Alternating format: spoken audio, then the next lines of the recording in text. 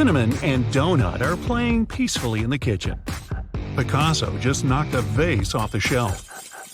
You're running around trying to make sure the Duchess of Springfield doesn't step into it. You hear someone outside screaming, "Leave the mailbox alone!" Must be Caesar's owner. That guy has always been ambitious. In case you also gave your pet a historical name, you must be a person with a strong sense of individuality. You like to read books and don't mind being called a nerd. You always plan things ahead and don't like being rushed or bossed around. You try to find meaning in everything, so naming your Labrador Zeus wasn't a random choice. The only problem with that sort of names is that the pet will feel like what you're putting into it. Don't expect to easily make Napoleon obey your commands or feel guilty when you're trying to tell him off. Actually, my next dog will be named Mr. President, so I can actually say, "Sit, Mr. President," "Beg, Mr. President." If you have a peanut, candy, sushi, or someone just as delicious sounding running around your house, you're definitely a foodie. Food gives you positive emotions, and you project them onto your pet as you love them dearly. You don't like to rush and enjoy every time you go out and eat with your friends and pets. You have a great sense of humor, and you probably use it for your food blog. Those who give their pets animal names, like bear, kitty, or tiger, are real nature fans. You see your pet as the whole animal kingdom at your house, and you love animals of all possible colors and sizes. Outdoors is where you feel happiest. You prefer active sports and aren't afraid of difficult situations. Your friends admire you for your ability to keep reason before emotion, no matter what's going on. Those who went with fluffy mittens, cuddles, or something just as cutesy are still children at heart. You cherish all those sweet memories of watching cartoons, your parents taking care of you and bringing you toys. You aren't ready to deal with tough realities of adult life, so you try to add sweetness to your life any possible way you can. In case you gave your pet a human name, you fully accept them as part of your family. You treat your little Bella, Max, or Riley like your younger sibling. You talk to them and rely on them for emotional support. You enjoy taking care of other people as well, and give every living being your endless love. Your family means the world to you. If you have a cat named Princess Sophia, call your dog King George, or gave them some other title name, you'll go to the end of the world to make your pet happy and comfortable. You're proud of everything you've achieved in life, and your pet is just one of those things. You like to let everyone know how fancy and important you are. You can also be sensitive at times, and you won't hide your feelings. Going with a pop culture reference for a name is a sign that you're a rather open person. You know everyone who finds out your pet's name will guess about your passions. You also like to feel cultured and wouldn't mind making new friends with the same preferences. Your superpower is not taking things too close to heart. Try not to judge your pet when the character it was named after does something mean. If you chose a fictional human character from books, like Jane Eyre or Belle, you're an intelligent person and expect others around to be the same way. You aren't easy to impress, and if someone manages to do it, you'll respect that person forever.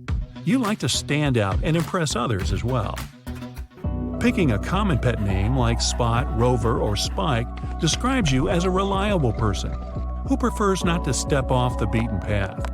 You don't like to overcomplicate things, and a dog with spots named Spot makes perfect sense.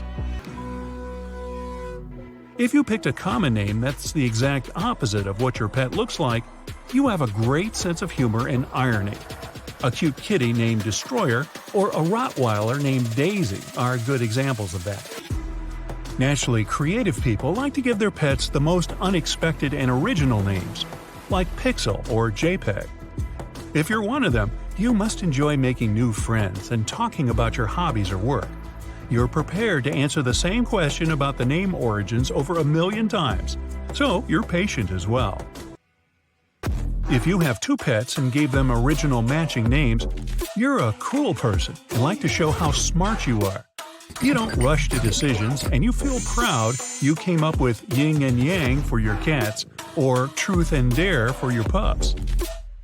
The pet you choose is also a reflection of how you see yourself and what you want in life.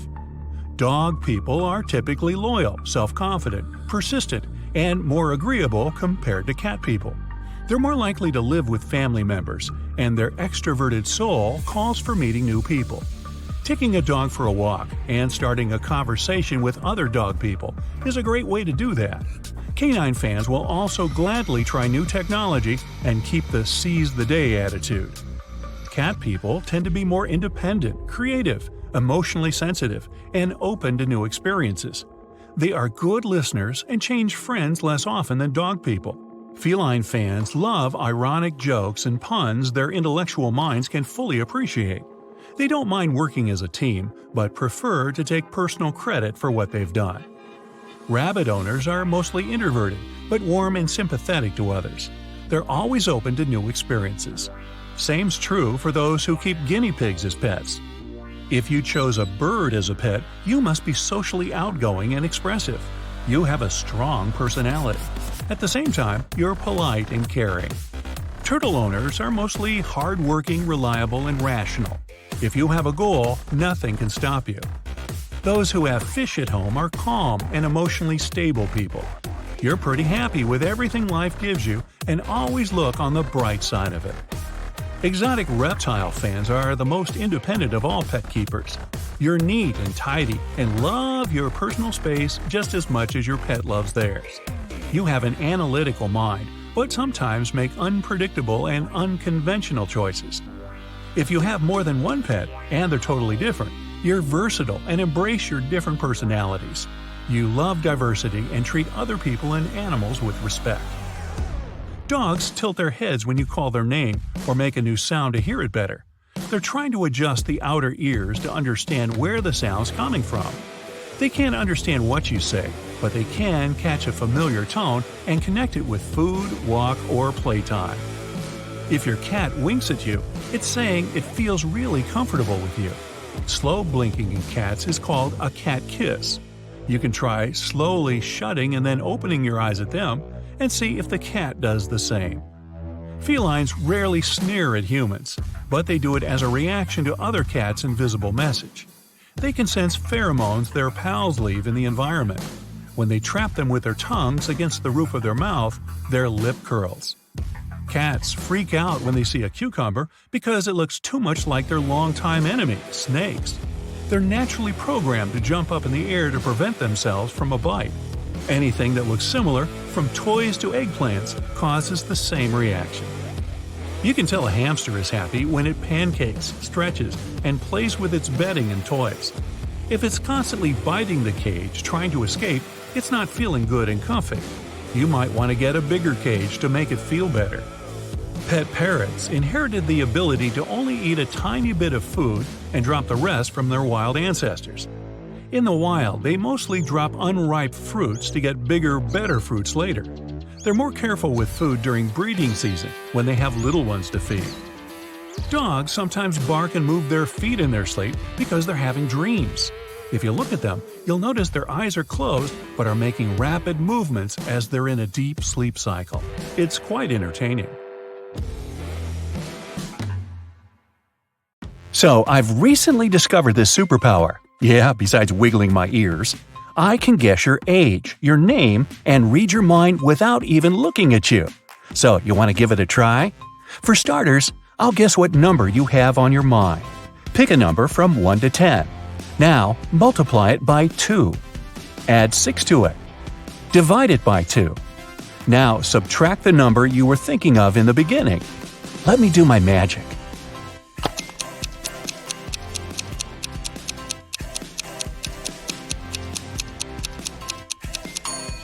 And I think the number you have is 3. Am I right?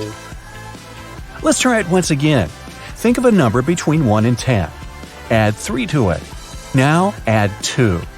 Yep, and why don't you add 5 to it? Subtract the number you had in your mind in the very beginning.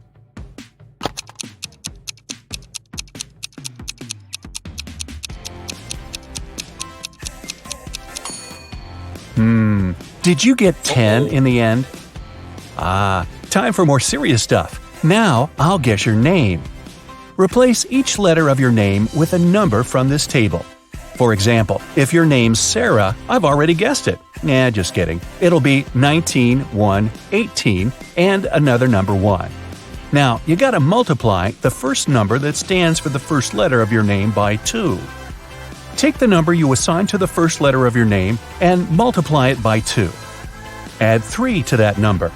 The next step is to multiply it by 5. Now, it's totally cool to use a calculator for this one. Just don't forget to press the equal sign after every step. So, subtract 6 from the number you just got. Your new number should end in 9. Ignore the 9 at the end and write down the number you've got to the left of it. It's going to be the first number in the final sequence. So, in our case, it's going to be 19 multiplied by 2, which gives 38. 38 plus 3 is 41. 41 multiplied by 5 is 205. Subtract 6 from it and you get 199. So, it works. Now, do the same with the rest of your numbers.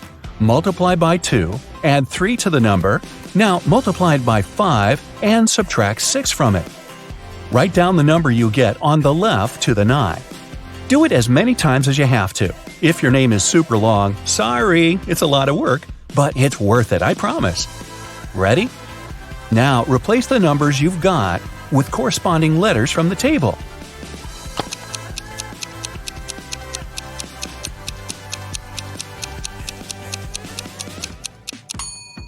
Did I get your name right? It definitely worked for Sarah with 19, 1, 18, and 1. Let's take a little break from math. Whew, good. Look at all those cards and pick one, but don't tell anyone. You can't tell me, right? Because, I can't even see you. Well, yes, I can, but just kidding. Now, you'll see all the same cards on the screen, but the one you picked won't be there.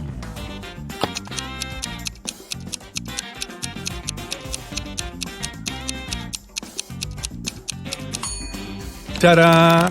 And it's gone. Impressive, right? Now, pick any American state. Again, don't tell anyone not to ruin the magic. Now, single out the last letter in your chosen state's name. Find it here on the screen and remember what color it is. Read it out loud. Once again, I'm adjusting my magical radar. And once again. It's a tricky one, but I'll try my best.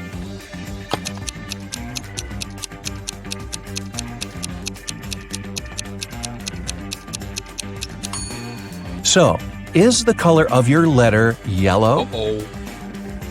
Okay, now I'm ready to guess your age. Think of a number from 1 to 9, multiplied by 2. Add 5. Now you'll need to do some major math and multiply your number by 50. Feel free to use a calculator, but don't forget to press the equal sign after every step. If you've already had your birthday this year, 2022, add 1772 to your answer.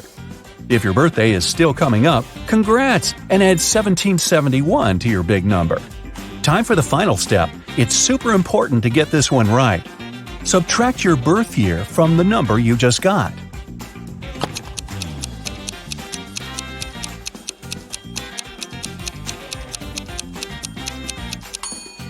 You should get a 3-digit number. The first number in it should be that secret number you thought of at the beginning. The remaining 2 numbers are your age at this moment. It must have worked out if you followed the instructions to a T. If you followed the instructions to an F, well, I can't help you. And now, I'll guess the exact time for your time zone in hours and minutes at this very moment. It might take longer than a minute, so make sure you mark the exact time right now. Let's go. Get a calculator. Put in the exact hour. If it's 3:22, your first number is 3. Multiply it by 2. Press equal and add 5. Press equal again and multiply the number by 50. Keep pressing equal after every step. Add the minutes, so 22 in our case. Subtract 250.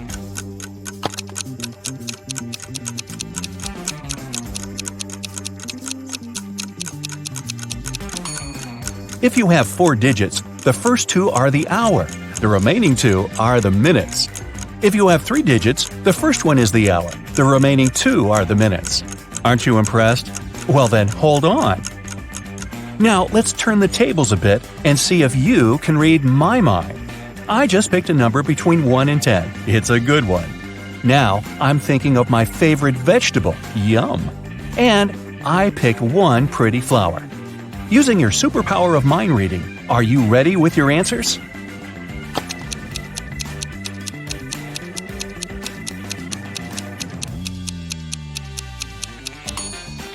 So, my number was 7. The vegetable I picked was a carrot. And the flower I thought of was a rose. Did you guess any of them?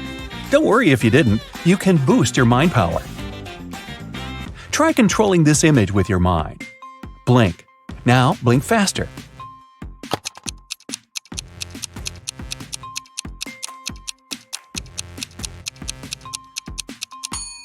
Wow, you're making this cat move faster with your powerful blinking. Now stare at the staircase. This time, try not to blink. Get ready, I'll flip it upside down.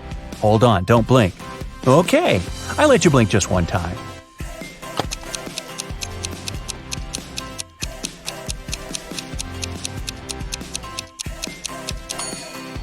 Did you manage to flip the staircase? Good job! Can you tell which of the surfaces is darker? Is it A or B?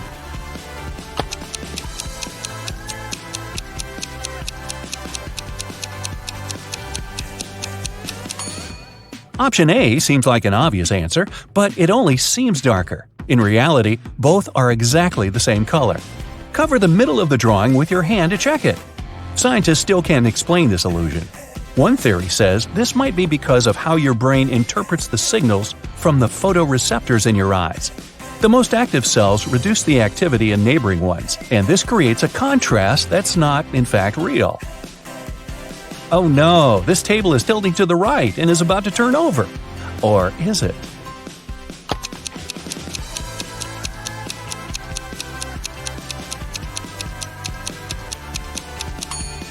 No worries, it's perfectly stable.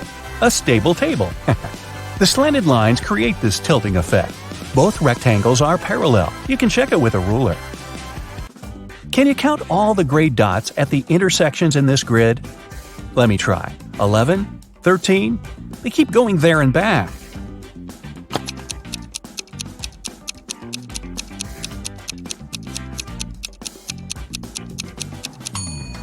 The correct answer is 0. This is a Hermann grid illusion. Your brain makes you think there are gray dots at the intersections because of the dark surroundings. If you look closer, all the dots are gone. Now pick any emoji you like. Move to the nearest green emoji. The next move will be to the nearest blue emoji. And now, the nearest red emoji. Now, move. Move diagonally to your nearest blue emoji. You're far away from your initial choice, but I think I can still figure out where you are.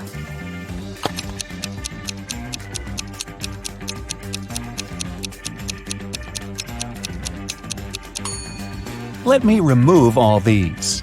And you're here. Am I right? How about a reading test? You'll see words which will pop up on your screen one by one. They'll go faster and faster. Let's see if you can stand it till the end. Most people can read at a rate of 200 words per minute. That's if you read one word at a time. But you're reading much faster right now. It's 400 words per minute. Looks like you have a super brain. Do you think you can handle 500 words per minute?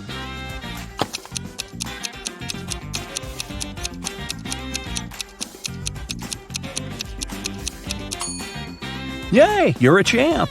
You're reading at 500 words per minute, and not many people can do that. Another reading test for your brain. Try to quickly say the color of these words.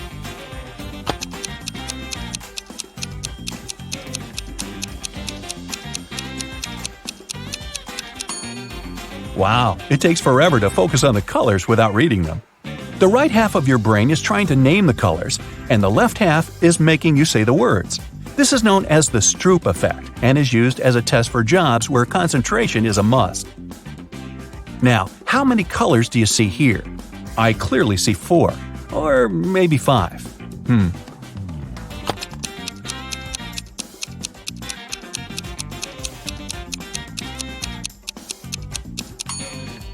It's actually just 2, red and green, one shade of each. You get the illusion there are different colors here because some of them are surrounded by white and some by green boxes. By the way, white isn't a color in scientific terms, it's the presence of all colors. That's why we don't count it as one. Alright, let me read your mind once again. Think of a simple geometric shape that's not a square. Think of another shape and imagine it surrounding the first shape.